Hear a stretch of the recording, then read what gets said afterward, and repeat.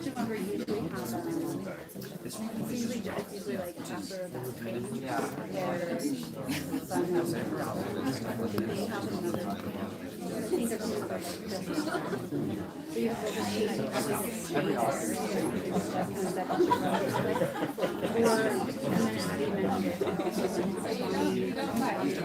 Most people read it. So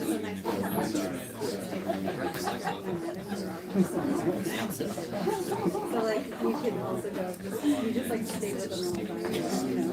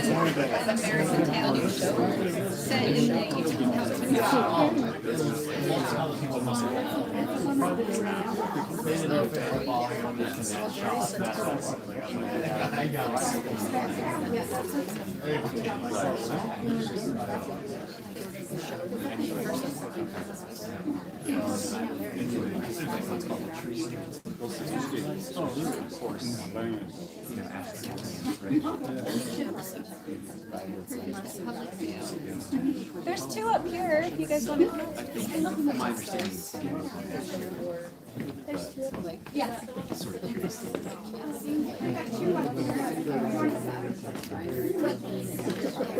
What I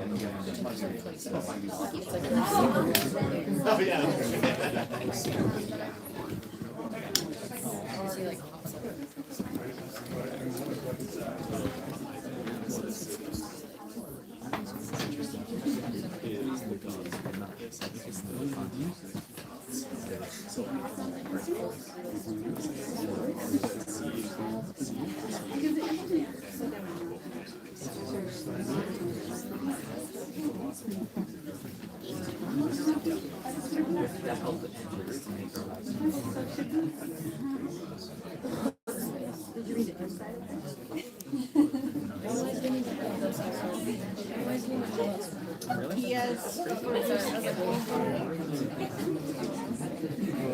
Have you ever watched like Darkness and Evil Dead?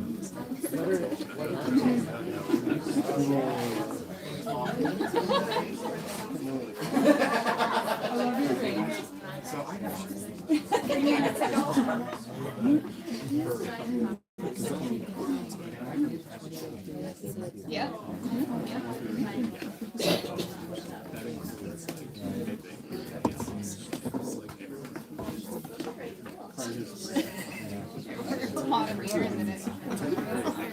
Easy watch that on the big screen. Tons of wieners everywhere. And it's just easy. Every man.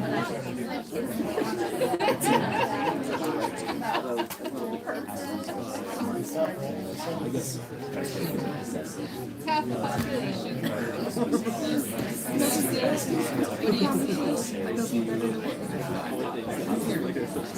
Running around like wild.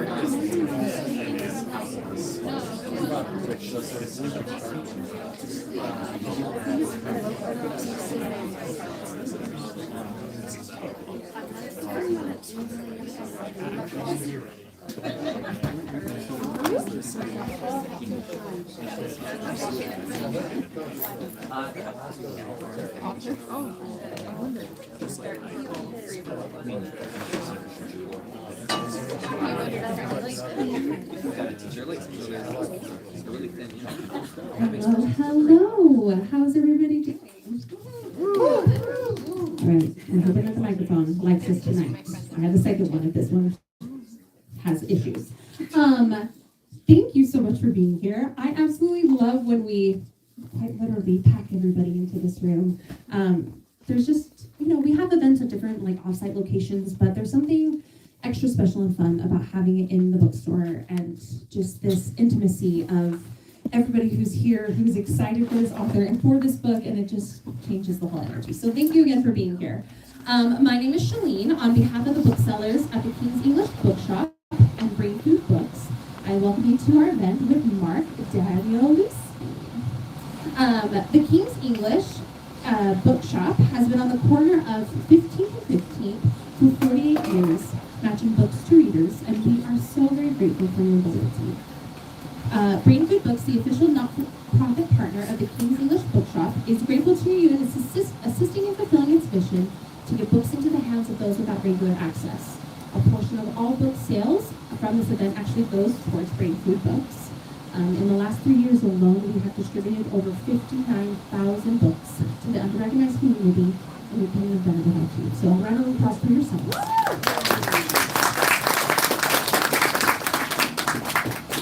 Please take a moment and silence your cell phones, but don't feel the need to put them away. We know technology, so take the picture, take the video. If you post it online, tag us, tag Mark, get the word out of this really fabulous book, brag about it, all the fun things. So it is now my privilege to introduce our guest for this evening. So Mark Z. Danielewski was born in New York City and lives in Los Angeles. He is the author of the award-winning and best-selling novel House of Leaves, National Book Award finalist Only Revolutions, and the novella The 50-Year Sword, which has performed on Halloween 3 years in a row at Red Hat. His books have been translated into multiple languages, and his work has been a focus of university classes, literary events, and this is one of my personal favorite tidbits, has even been on display at the Guggenheim Museum during its Storylines exhibition. After Pantheon released the 5-volume installments of The Familiar between 2015 and 17, the New York Times declared Danielewski America's foremost literary mouse. His other books include The Little Blue Kite, The Wellstone Letters, and now Tom's Crossing. We also have the poetry collection that he did before with me. We have 2 copies of those, so those are both of them as well. But now Tom's Crossing. So please join me in welcoming Mark as he shares more about this latest release.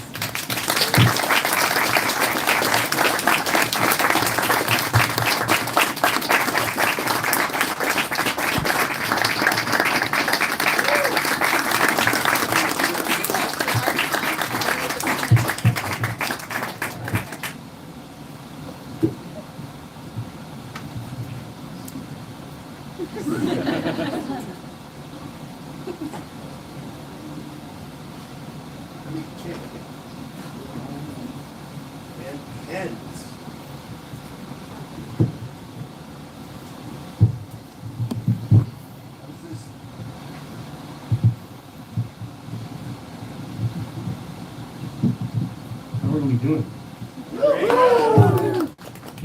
This is my first reading tour stop for Tom's Crossing, so it's cool.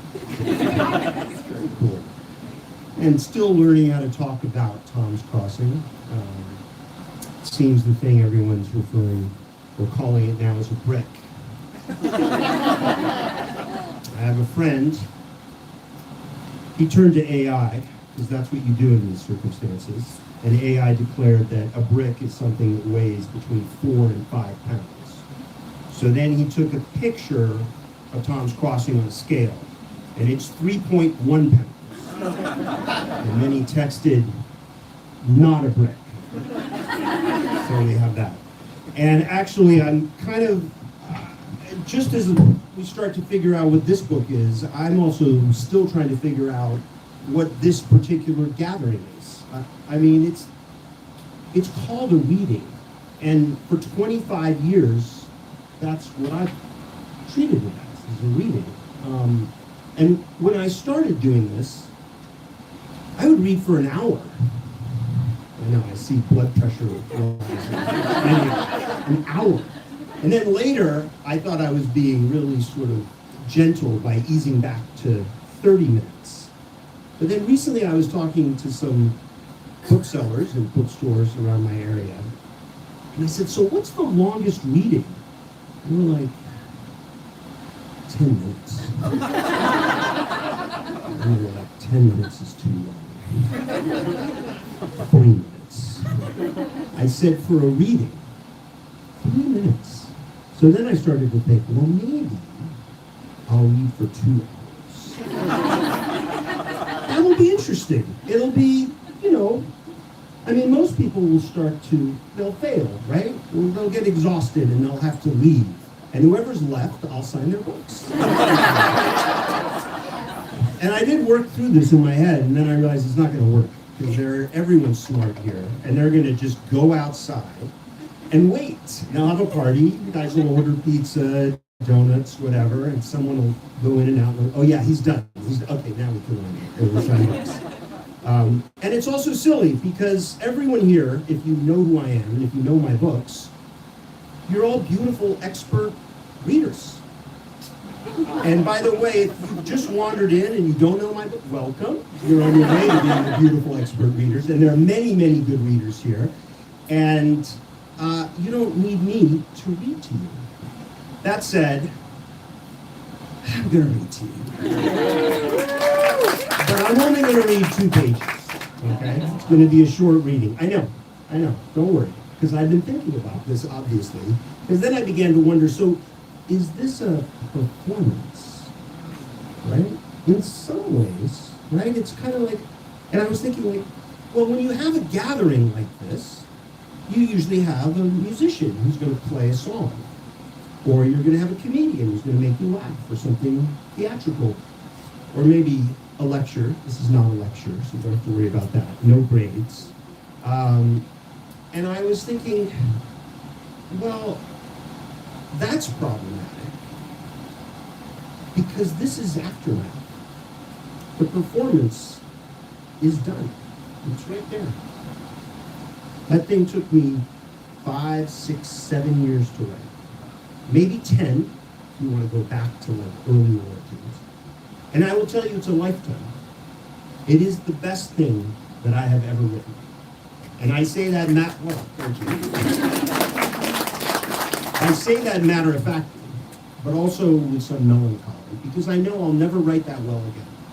And I'm not saying that in a dramatic fashion. I'm saying that in the way that an athlete knows their limits. They know they've reached the very edge of what they can do. 1,232 pages. To keep that alive in my mind took me to the very limits of everything that I could do. So I would like to suggest that this is more of like a gathering around a camp. All right? So we can use our collective imagination to put a campfire right here, not on you, sir. We'll put it over here. With all that metaphysical glow of perspectives, and we can enjoy the end of this day. We can take a load off. And we can listen. And we can ask some questions. And we can tell stories.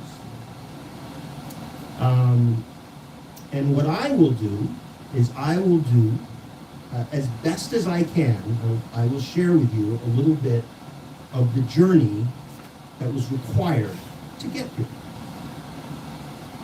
But first, let's do the reading, okay? And it is a reading, and maybe it's a little performance, because I am going to put on that hat. And I am going to introduce a little bit of a twang, because those of you who don't know this is a Western, all right? And I'm going to read something that my daughter, who's 7, says is a very good thing to read. All right? So it's a sweet little story. But I will warn you, this is not necessarily a sweet book. I mean, it's for the adults in the room. And I will tell you, it's haunted. For real. You read this book, you will ride with the dead. You will ride with your own death. And there is peace to be found, but if you make it, it's up to you.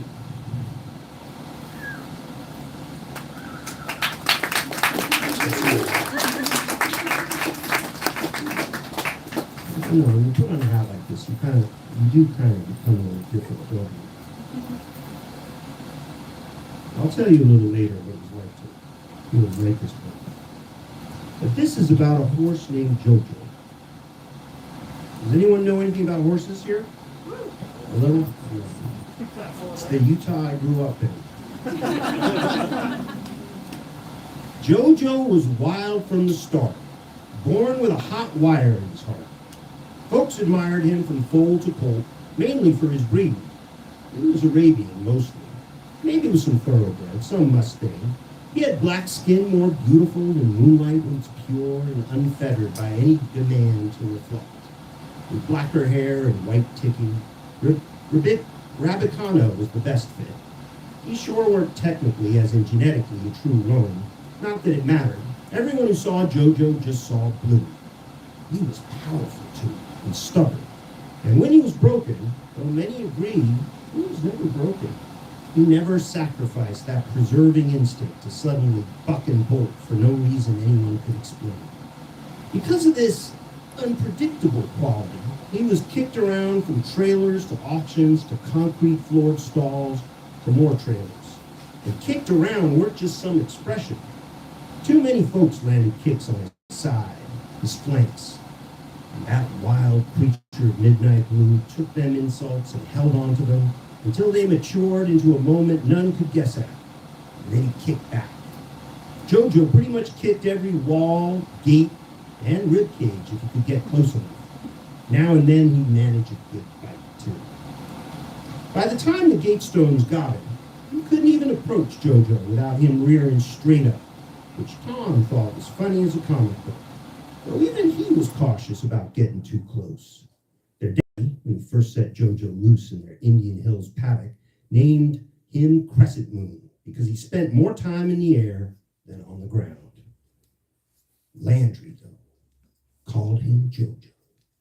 She and Jojo arrived at the Gatestones at pretty much the same time. This was 1973, and they was both 6. Landry had never seen a horse except in tattered storybooks. And then one day, when Dallin weren't looking, little Landry slipped under the fence rail and ran to him.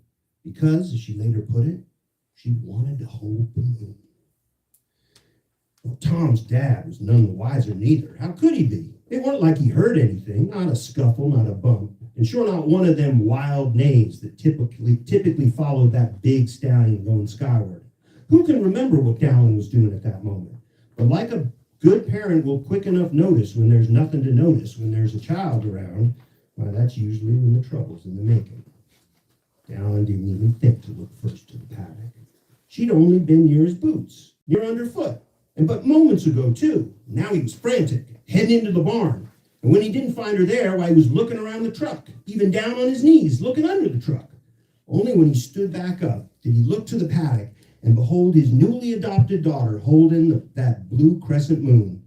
She was just standing there with her arms wrapped around one leg, her head resting there too, not even tall enough to reach that horse's chest. Her eyes were closed.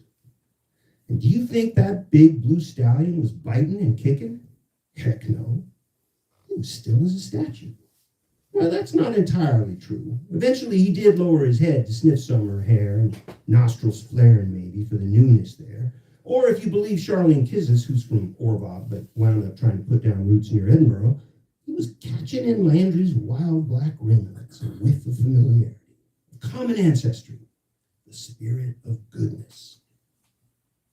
Well, Tom didn't put it like that, but he did admit that Jojo's nostrils were drinking in something no man will ever send out. The recognition of a heart that would, from that point on, never leave his side, even if a grave stood between them. Not that Dallin Gatestone the good, Dallin Gatestone the kind, Dallin Gatestone the calm could wonder any at this idol. He near lost his mind. That was one big mean horse towering over that tiny dim-witted girl. Whoa! He kept trying to huff out, already breathing too fast. Whoa! Like whoa was even needed. What with them two just not moving at all? Of course, despite his panic, Dallin weren't so foolish to go running out there either. He came in low and slow. He drew no attention. When he had about a dozen feet to go, by only then did Jojo raise his mighty head some, lifting to the leg that Landry weren't clutching, and stomping that down hard. Well, Dallin tried to get closer, but again Jojo lifted that free hoof and stomped down, this time twice. Thumps hard enough and loud enough to thump Dallin right in the chest. And Dallin was smart enough to back off. In fact, all the way to the fence, sitting on the top rail, just praying Sandra wouldn't drive up then, because she for sure would have, well, who knows what she would have done. Fortunately, Sandra didn't come roaring in then, nor did anyone else. And Dallin just sat there and watched and waited. And only then did what he was beholding finally start to sink in. The craziest embrace he'd ever seen. One of them special moments a life only gets a handful of, if that. One you'll never forget. And Dallin sure never forgot it. And Lord knows he told the story scores of times later. But he never did share how on that day tears had welled up in his eyes and streaked his cheeks. Dallin Gatestone never could say how long that hug lasted. The way he talked about it over the years, it was like it was still going on. And maybe it was. Thank you.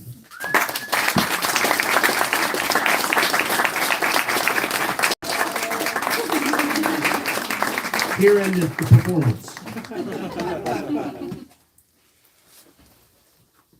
Questions? Discussion points? Yes, sir. I think most of us that have read House of Leaves have heard the lore about how you wrote the first manuscript and tore it up. I was wondering if you could talk about that process. What would you say to yourself now and to the person then who tore that manuscript up? What have you learned since then? Oh, well, there's a couple of things that are a little askew.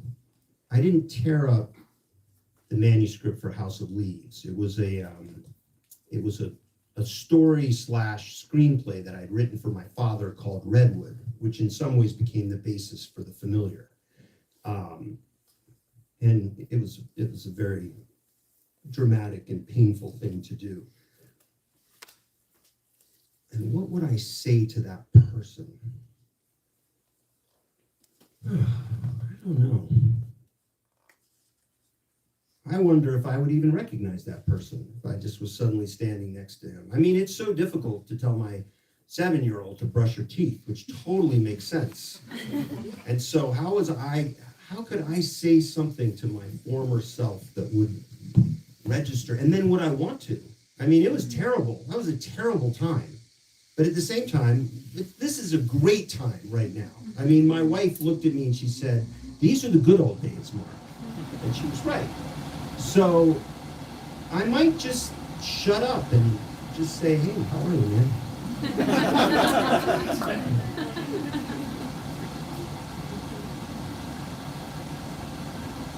I think I haven't quite read anything like House of Leaves, and I'm wondering, was it a difficult process to try and find a publisher for it? The question was whether it was difficult to find a publisher for House of Leaves. Yes, it was incredibly difficult. And it was a long process. Tom's Crossing has gone through at least 10 substantial drafts, and House of Leaves was no different. It was draft after draft. And then it was trying to interest an agent. That was the first step. And that was one of the critical moments, actually. I mean, I think as some of you know, I had originally created a PDF of House of Leaves, which in itself was a process. Now we can instantly create a PDF. Back then it took days and nights. There was a friend who was working at an ad company, and he basically let me use the computers to process this PDF. I mean, it was completely ungainly. And then I put it up on a website which had all these / tildes. It was a terrible website, but that's all you could do back then. And then I printed that address up on business cards at Kinko's. And then I went to bookstores, and all the books that I loved, I put that card between the pages. Did it help? I don't know. But traffic slowly started to build, and it was never enormous. But one of the things that happened was that we started to realize, and I use we loosely in terms of eventually the publisher, you know, friends and whatnot, that the people reading House of Leaves were all over the place. You know, there were dancers, there were police officers, there were executives. It was just all kind of a mash of people like, what is this? And they were fascinated enough by the story that they got into it. Getting an agent was similar. You know, was talking to people I know, sending out solicitations. I almost hesitate to tell this story because the path that I took is no longer relevant, right? I mean, the only thing relevant if you're young writers is to write well.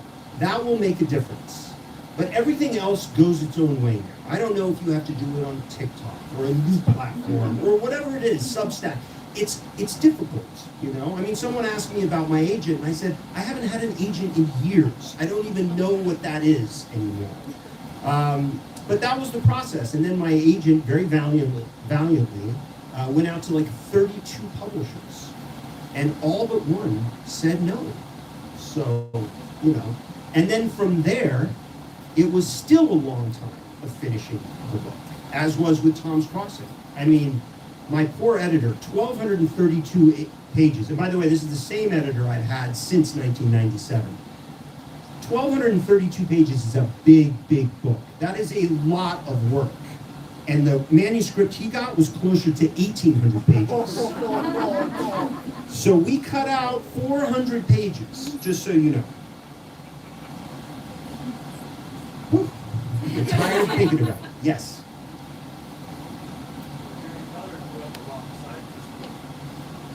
My daughter did grow up alongside this book, yes. What kind of connection does my daughter have to that book? Oh, I can't. I don't know. I don't know who she is, you know? The only thing I know for a fact is she has a lot of energy. I mean, if anything, maybe she has daddy's big engine. And that's a good thing, but it can tear right off the struts and just rip right out of the hood, so who knows? Yeah, of course, yeah. The book is alive. It's about two kids taking horses on a stupid dare into the mountains.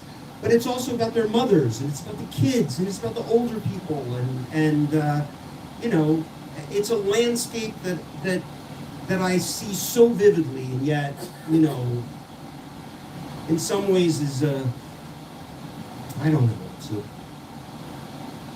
it's a grave marker for sort of the past that's ebbing away. But is her life there?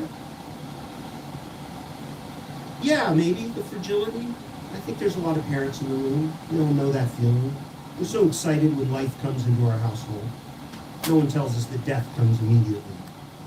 We're like, wait a minute, death has never been so close. I'm afraid at every single moment. Maybe my child's not going to make it through the day, through the night. Everything. And it never ends, you know? Then, oh, wow, now she can swim. She's not going to drown, right? Oh, wow, she's walking into traffic. It never ends, you know? And there it is. But I realize that you can try to keep denying that and try to move around it, but the way you do it, well, Francis Bacon had this wonderful, wonderful quote. He said, "Death is our friend, and those who have not entertained death will never be at home." And Tom's Crossing is very much about that. It is about understanding what death is, and it is about letting death come close, because it's in those jaws of death that we understand life. We experience its brightness, its vividness. And we experience gratitude. We're like, I am so lucky to be here at this moment, that I can see this, that I personally can see you. Old friends, new friends, everything, this moment, that we get to see that. We have clawed out of the muck where we couldn't see but like a few moments or a few impulses away, and we can actually get perspective. And sometimes we can get grand perspectives, which is also what the book is. So maybe we climb higher, we climb harder, and suddenly there's a view of things. You'll have to read the book to get there. Yes. I saw you 13 years ago at San Francisco Swedish Hall.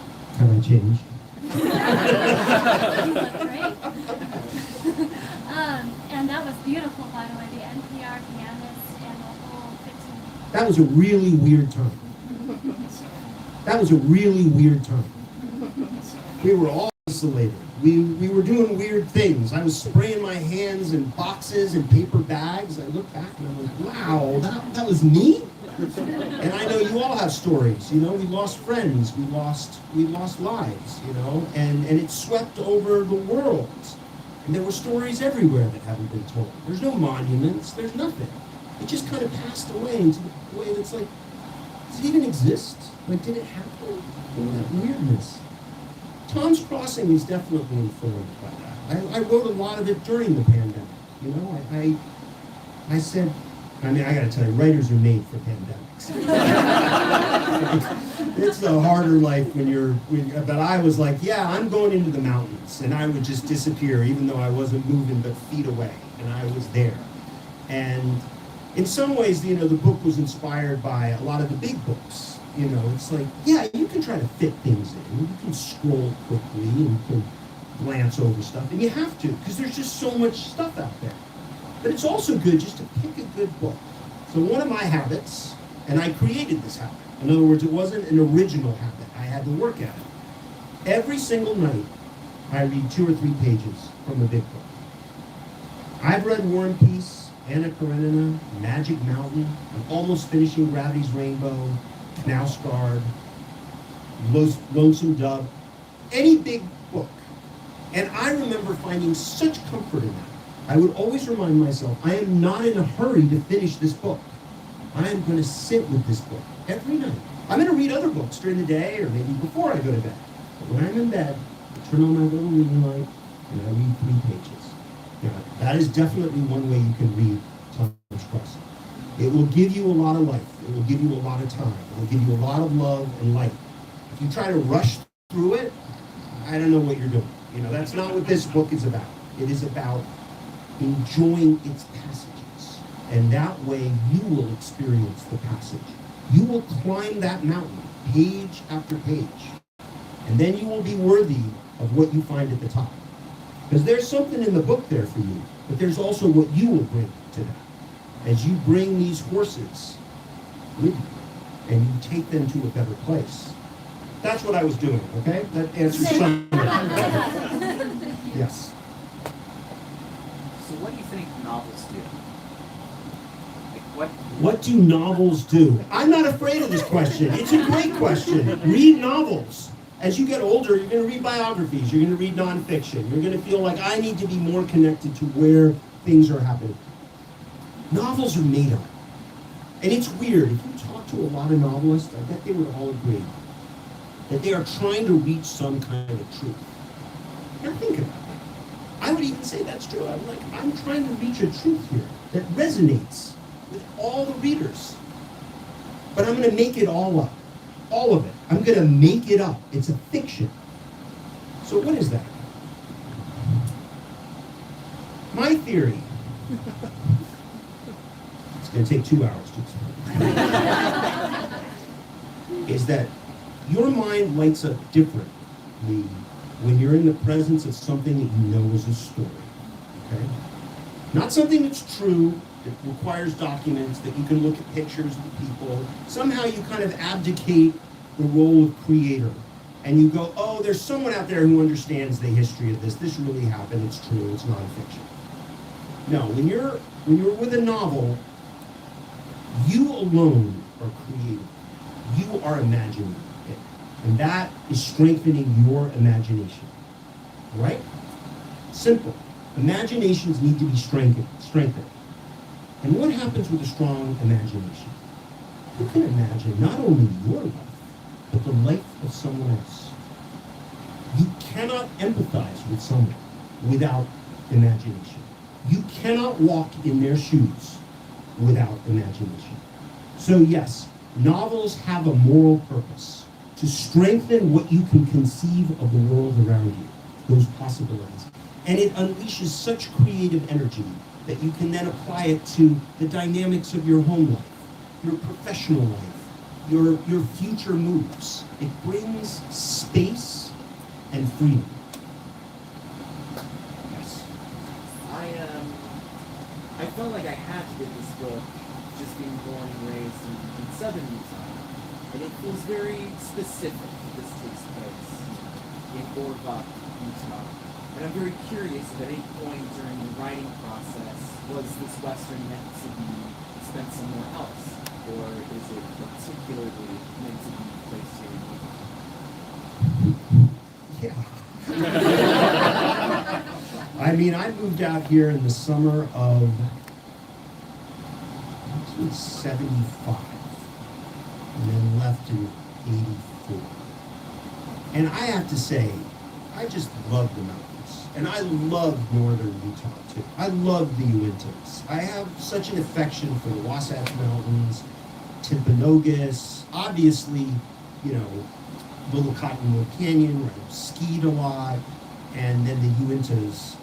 And it was always odd to me how Utah was always characterized in these sort of extreme, erroneous ways. You know, it's like, you know, I know everyone in this room, if they're not personally subjected to this, is sort of like, oh, that's all about polygamy.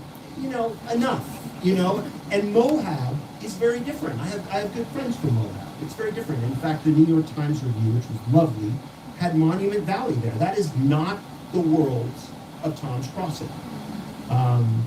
And so I did want to write about it. And I couldn't write about it. That's the other thing.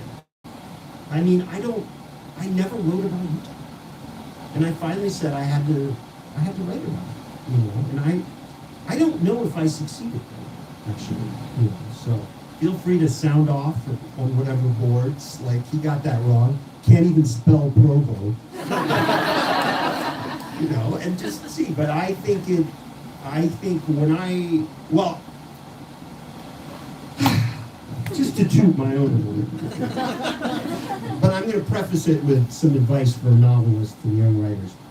In some ways, being a novelist, especially a novelist, is to be a poison taster. You have to become acquainted and somehow immunized against the poison of your own words. People say, oh, I just finished my first draft. I never want to see a first draft. You know, approach me after you've written your fifth draft, after it's so poisonous to return to your own words that you think you're going to die. And then write another 5 drafts. That's what being a professional writer is about. It's not journaling, and I love it, which is great, but it's about the finishing process, right? And so I was done. I mean, I'm done. It's there. I don't have to go back, right? Except we're doing an audiobook. And I'm the co-director. We have an amazing actor. And most books take about 3 days to record, okay? And you go on around 9, but you start recording at 10 a.m. and you go till 4 p.m. with a half an hour break. And you do not stop. You go over every single word. Sometimes you go again. You retake over and over and over. God, it's too much poison. And we are on day 14. And we just reached the halfway point. Okay? We have the 1,000-yard stare. This is my big break. When I get back from this tour, which is a week, we will go back into the studio and continue to record. And it's kind of amazing because it's the book again. It's this incredible journey that the 3 or 4 of us, counting the engineer, depending, are going on. It's exhausting. And that's what I want you to feel in this book. I want you to be exhausted too, because you don't deserve the elations until you've made that climb. And as you make that climb, you will get stronger. You will look at other books and you'll be like, oh, that's easy. And that's what it's for. It is for expert, advanced readers. But I will say, when I'm there working on an audiobook, as hard as it is, I love those characters. I love where they're at. I'm immediately with them. You know? And I'm speaking obliquely at this point because most of you haven't really read it at all. But there are scenes that just come to me, and I just don't know. I'm grateful I had the chance to write them. I really am. And I will say, in a sort of spooky way that when I started this, I was alone. I wanted to write it alone. And I say that with some emphasis because when I was working on the Familiar series, it involved finally a lot of people. There were translators, there were people that were researching, there were people that I was overseeing in terms of graphic design, and this was a 5-volume novel that was planned to be 27 volumes long. You haven't heard about it, you know, and I understand if you hadn't, because it didn't work. It was like a television show that got canceled.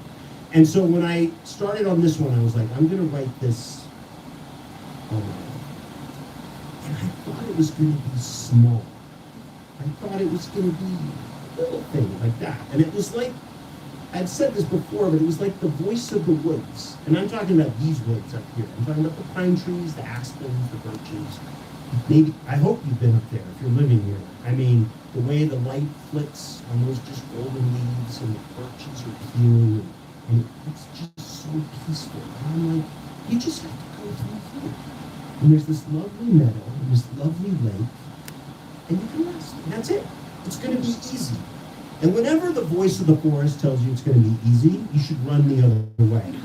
Because by the time I got in there, I was on a steep, rocky, rubbled slope. And I was no longer talking with that voice. It was the voice of the mountain or something else. And it was moving through me. And I had only one job, and that was to allow it through me. In many ways, I don't feel I wrote this book. I can't describe the power of this voice. It was relentless. For years, I wrote alone. And my wife showed enormous faith in me that I was not losing it. Yeah. Yes, Utah. So Utah was alive. It very much is alive, and I look forward to hearing from people who know it well. Oh, in the back, yes. Well, I did have a gallery, so I have read it. I can speak to the All Utah. right, here we go.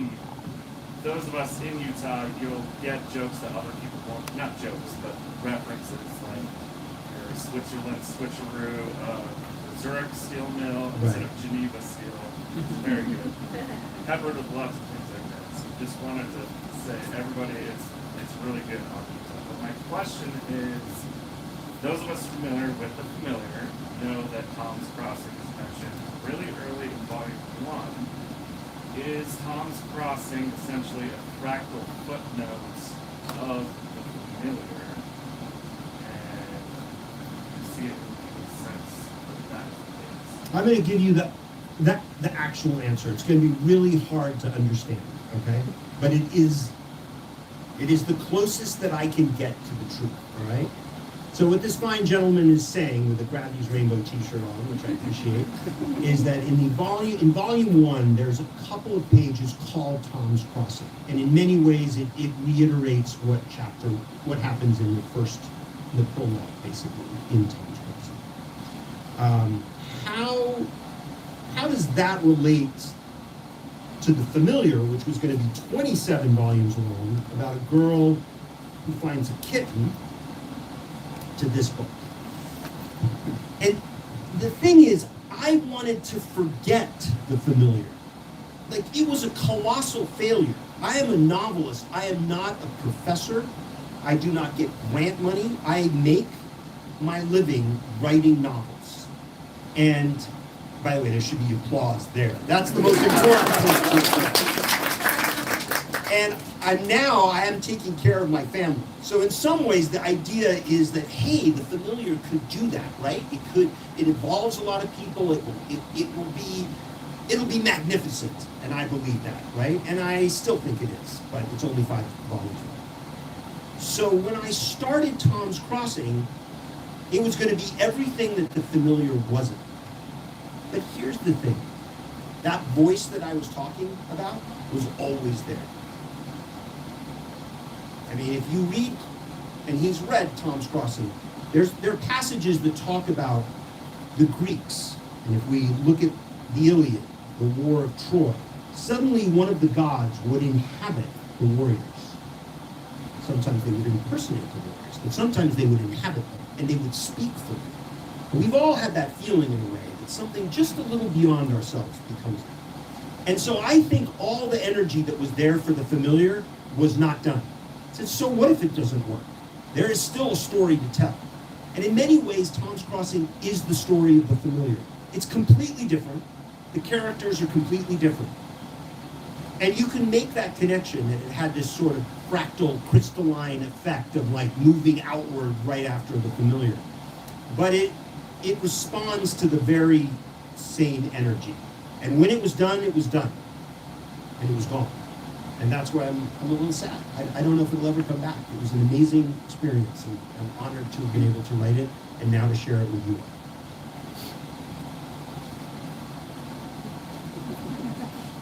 Firstly, I want to say thank you for wearing that hat picture so that we can all recognize you. That's right.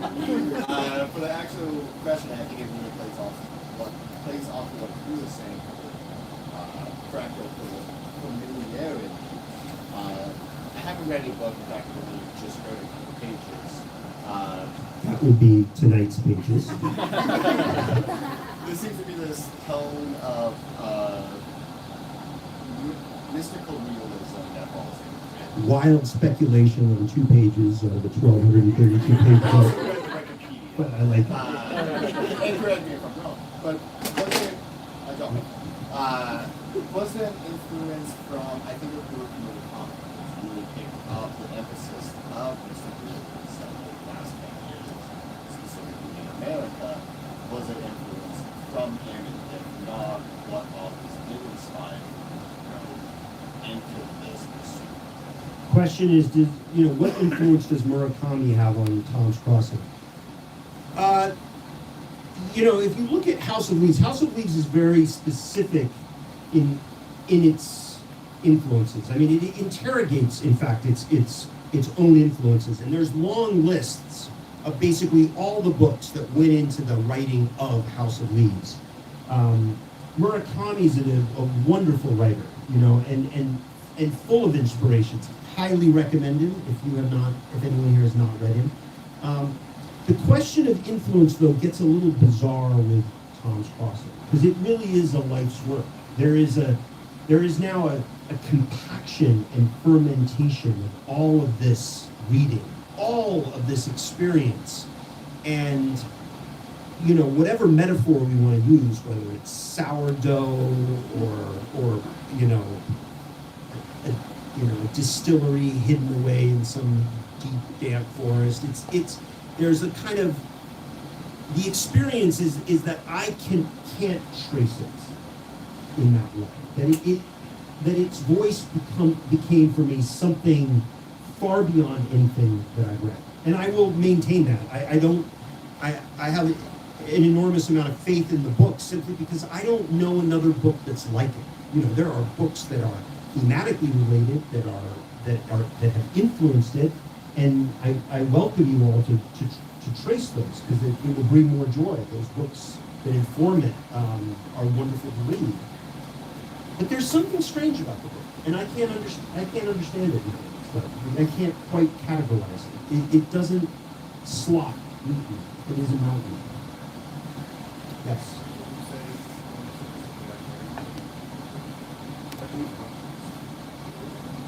There was an experience design in the way that actors were working or waiting for that moment for those pages to cross this time. Like, you speak of this now, you speak of it, you know it, Yeah. Like, is there an intentionality in terms of, can you talk a little bit more about I missed the last part. A little louder. could you speak a little bit more to your point of, is something like this? So the question is what do I mean by when I say that there isn't something like this? In some ways, it's too spoilery. It's just it's the way the music of the book itself is familiar. The tropes of the Western. In some ways of the horror genre. In some ways of the epic. And yet at the same time, it does this kind of syntactic dance between easy passages and very difficult passages, from perspectives within the characters, outside of the characters, within time. And at first, it can kind of read very easily. But I had to warn Penguin Random House Audio that the reading would be very difficult because, as simple as it may seem, oh, they're just talking around a campfire, there's almost this kind of jazzy dance that starts to interrupt things. And then it does become difficult literally to perform. And this is a seasoned actor. And so, of course, I know what all of that is. But at the same time, when it's finished, that's where it is too big for me, in a way. It went beyond me. Yes, in the back. You've said this often, but you say that you put that there's a life within your works. What gauges do you have that state that, like, oh, what I've written has life? What makes you see that Frankenstein that builds those books into the Well, it gets up off the table and starts terrorizing the town. It's doing all right, because I don't see any burning torches around. I don't know. It's, you know,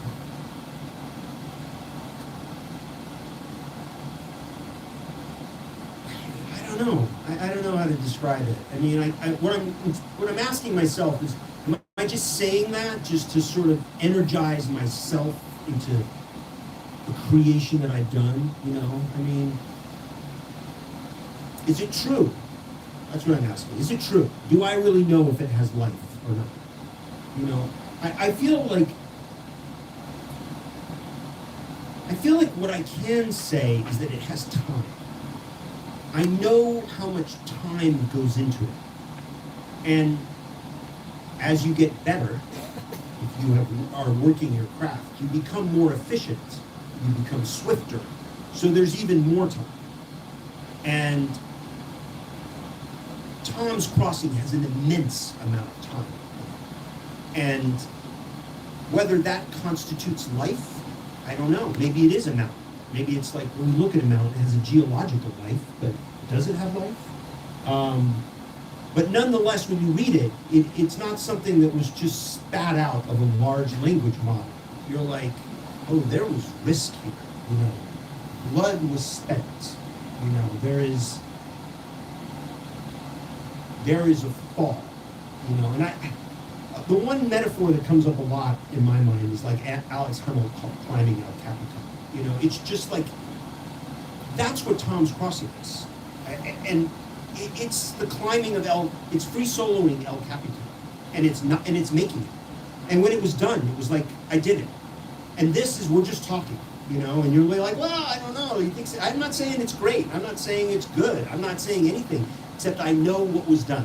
And it's just someone who's practiced this for so long. I'm like, that's a really hard one to do. And that's what's there, you know. And so I guess that's what I could say in this way. Yes.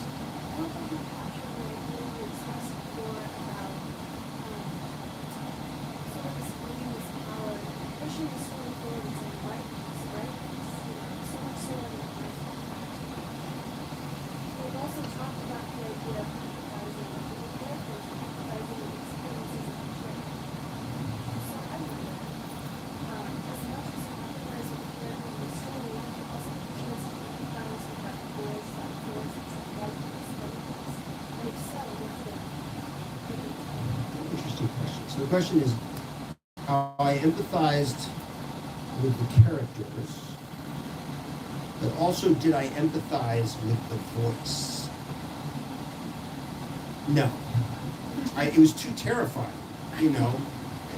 Yes, I respected the voice, I guess. It was like respecting the wall of a mountain or an immense wave. You know, it's what generates everything. But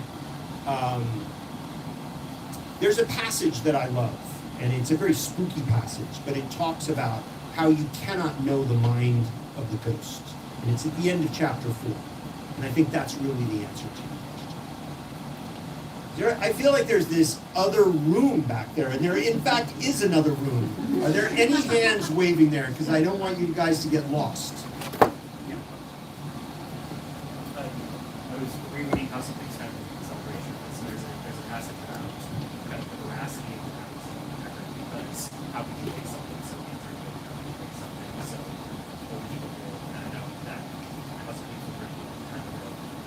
into a new era where AI is ordering like shared reality for everyone. How does that affect your kind of detective truth, your fiction? What is that? How does that affect your process? Lovely question. Gentleman brings up, how House of Leaves is very concerned with how we verify the stories within it. And if you ask me, that's why House of Leaves, it's a great point, continues to find readers. As much as Hollywood wants to think it's about a house that's scary and dark, it's really about how our stories are scary and dark. And we are very much confronted with that. And in some ways, I'll say this a bit boldly, actually very boldly, I think House of Leaves, in a way, trains you to be able to navigate questionable narratives and find the narrative that works, And that's what Johnny's doing. His narratives are all off, but slowly he can begin to figure out his way, to begin to uncover what are the salient points that can allow him to get out of the house, right? Tom's Crossing is definitely getting out of the house, getting out of the city, getting out of all that, the culture wars, awakening again to like the world that we're in, right? And in Utah, this resplendent beauty, right? That's right there that we all know, and yet is also at risk as we watch Great Salt Lake begin to get drier and drier and drier and threaten, the city. So, how do we do that? Well, one way was there was no spell check when I was writing, okay? All of those things were turned off, I was writing on a computer, but I was frequently with pencils. I was not checking things, that came later.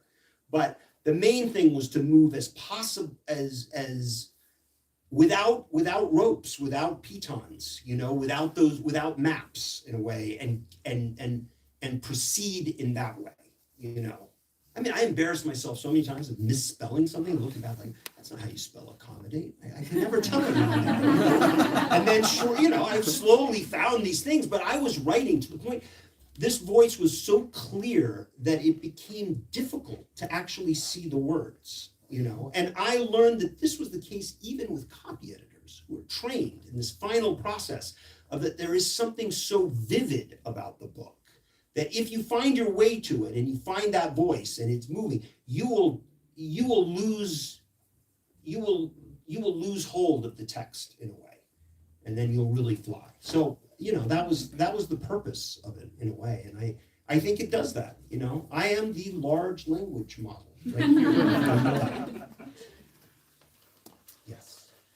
So when I read House of Leaves, you're so good at haunting the reader and allowing them to kind of forcing them to slow down and really take in the text and be immersed in it. And I feel like Tom's Crossing will be the same with the voice. That will be kind of the structure that allows us to slow down and kind of be haunted by this text. And I'm curious as to what still haunts you from House of Leaves and from Tom's Crossing. What is haunting me? Oh gosh. I have to dig.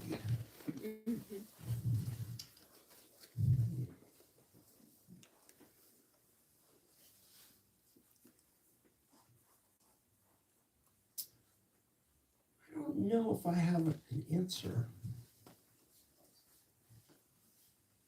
There are jokes that come to mind. They're not very good. And then there's kind of the thingness, right? We're haunted by, something sad, by a regret. I think the hauntings that I experience are more, it's just such a great question. And I really think the end of Tom's Crossing answers it. It is what happened to my hauntings, and I don't want to tell you because I won't ruin or I even compromise a great moment, but it is it's not just my hauntings. I mean, the book is, it's inhabited by so many dead. So many. And that my responsibility, someone who's almost 60, was no longer about just my dead, but others. And that was huge. Still is.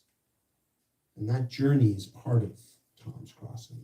What happens at the end still kind of gets me. Yes. Your Oh, past, I already picked you. Other people. Okay, all right, one more. All right. your past works are known for being the way you present the words being as brilliant as the words themselves with your erotic literature style. Were you tempted to go down that rabbit hole with this book, or did that just be way too much? Was I tempted to return to the ergodic literature of House of Leaves? Well, Not no, once. just House You're of talking to the Leaves. guy who wrote Only No. Revolutions too. And then talk about shrugging loose a lot of House of Leaves fans right there. Only Revolutions was brilliant. Thank you. Yes. No, not at all. Only Revolutions was one of the greatest books I wrote. I mean, it just freed me. So many writers get caught in that prison. Like, I was successful at this. I mean, writers, artists, musicians, everything. And I was like, I'm going to do this. And my friend calls it Paul's Boutique. It's just like, it's the thing that finally gave me, I don't know, the freedom to move laterally and think laterally. So I haven't looked back, really. And this is it. I mean, I will say the weirdest thing is just like, I don't know what I'm going to write next. I don't have a glimmer. I don't even know if I have the energy to write anything again. That is how complete Tom's Crossing is. Really. It's just, it may have left me. I may be done. I don't know. I mean, I shouldn't say this because Pantheon, I owe them another book. But I'm like, it's like that was something. That was special. Like, I was visited with something. And I hope you guys find the Tom's Crossing special. And I know some of you will, but I don't know. Yes. I'm curious about your background and experience with Westerns and how that informed your novel, but also like what you feel like maybe you add to the genre of Western with Tom's Crossing. So the question is my personal connection to the genre of the Western, right? I live in the West. It's a coastal West. My formative years were here, Utah Valley, Oregon. I loved Westerns, the movies. Do you go back to like old time Westerns? Oh yeah, all the way. Yeah. What speaks to you? What do you like about Well, this is the. Oh, you mean just? movies, books, like that kind of Western? What do you connect? I think we're looking at it backwards, actually, because it's not. The Western kind of materialized in the story that was being told. I didn't write House of Leaves and say, oh, it's a horror book. Like, I've never paid attention to genre, ever. So, kind of like the elements began to sort of arrange themselves as a Western. And I was like, oh, this is kind of fun. This is in the West. And it relates to a lot of what well, I mean, getting back to this, the earlier question about the validity of narratives, right? We were given a certain narrative for the Western. And it was wrong. And so that was fascinating too, to have these childhood stories and realize like, oh wow, this wasn't just some open plain. I could just set down stakes. Like, this was a very complicated move, you know, which is not to also, by the way, I mean, it's also incredibly tricky, you know. I mean, it is like, you have to look as a historian, which I'm not, at those times about I mean, it was a war, it was a bloody place everywhere. But at the same time, I think I wanted to sort of interrogate what was the meaning of the Western. And for me, it gets very simple. It's about the horses. It really is about those horses. It's about something that's not us. It's about something. I mean, horses came from nothing. Isn't that amazing? I mean, then they went to Europe. They went to China and Mongol, you know, and then they came back. They started here. They may have well started right around Utah. I mean, like, it's kind of, they're incredible creatures, you know? And they're terrifying too. If anyone's ever ridden them, and if you ride them fast, they will bite you, they will throw you, they will cripple you and kill you, all of it. But the majesty of that and the kinship of that, which I have experienced, I have worked with horses, and I know that there is this sublime interaction that can take place. And you can look anywhere. You can, there are wonderful movies about people whose lives are restored by being around horses. But there's no one in this room, I would wager, who hasn't been stressed out because of a situation at home or at work, and hasn't taken a drive or walked up out into these mountains and felt relief. It's amazing. And we can't forget that. We can't be looking at tiny little screens, constantly interrupted by this, this ravenous culture that wants, our attention, that wants to monetize it, We have to look at the leaves. We have to look at the sky. We have to feel the earth. We have to talk to the animals. We have to be naive about it and at the same time willing to address the realities. We have to get into that business. The problem right now is that so much that we are looking at online is just regenerating its own content. That's what I see, as simply put as possible. You have a world that doesn't care anything about what's living on the shell of this globe.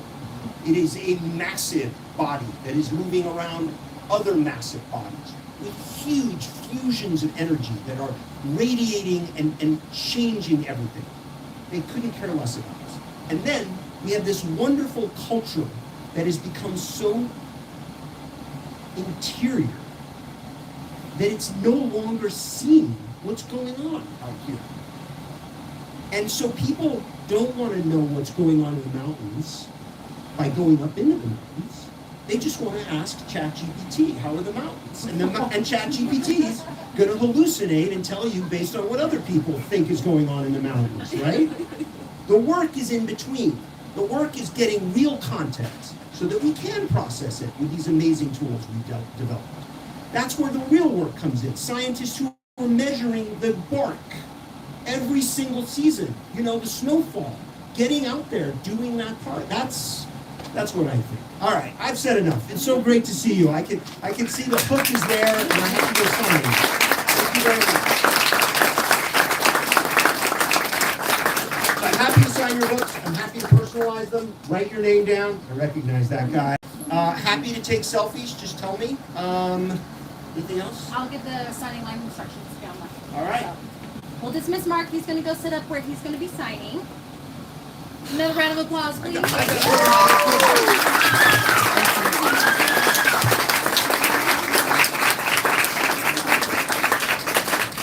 I know he said I have the hook, get him to stop, but if it was my decision, we'd keep going. What an incredible night. Again, thank you for being here, for your questions in guiding that discussion, and pulling out all of those extra stories from Mark.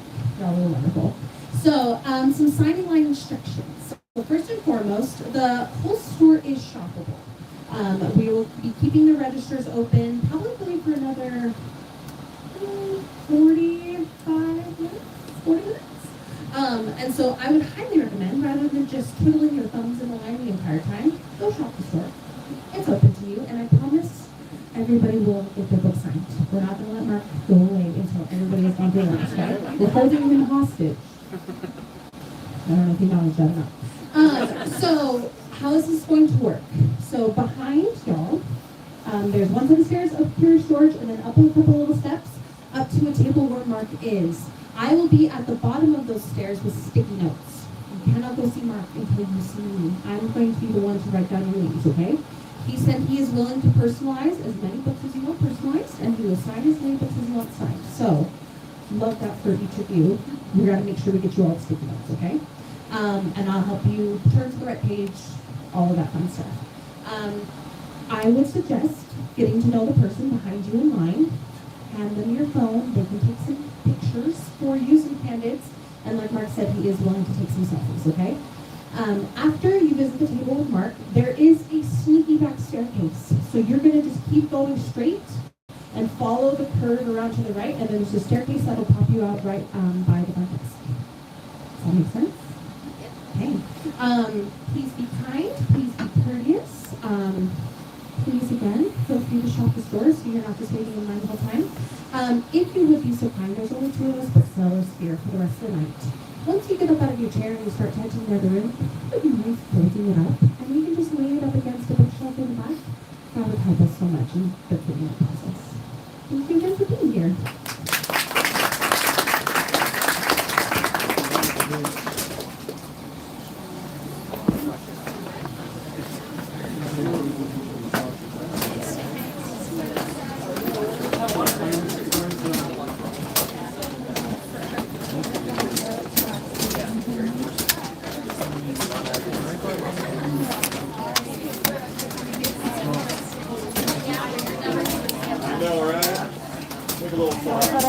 Okay, bye guys. A whole range of experience watching authors read and stuff, so. But he seems. Tune in. I don't know how to stop this. He seems energized.